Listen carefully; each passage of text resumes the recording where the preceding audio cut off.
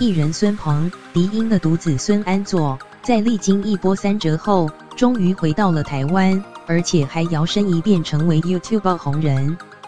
原定返台后要就读崇右影艺大学的孙安佐，改前往新店区能仁家商表演艺术科就读，并在11日登记入学。孙安佐在11日学校开学后前往登记注册，目前就读能仁家商表演艺术科2年级。据了解，孙安佐原本想念崇右影艺科大，但因为他高中学分习数不足，无法前往就读，因此孙鹏、迪英夫妇就向能仁家商联系。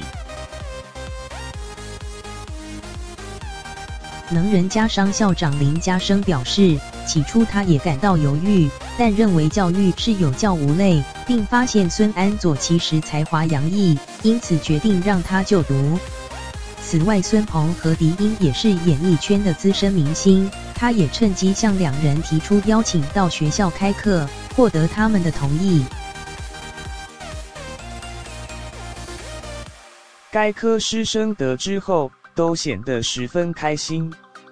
孙安佐11日登记就读，至今已经第4天。至于在校的表现如何？根据三立新闻网报道，任课老师对于孙安佐的表现都赞许不已。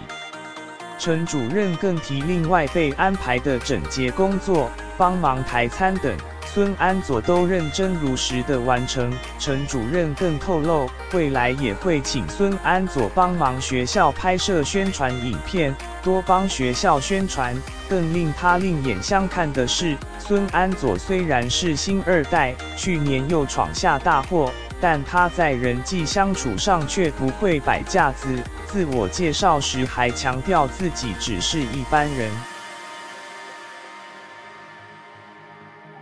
原以为孙安佐恐会遭同学排挤，没想到现在颇受欢迎，坐在他附近的同学都跟他很有话聊，似乎交到新朋友了。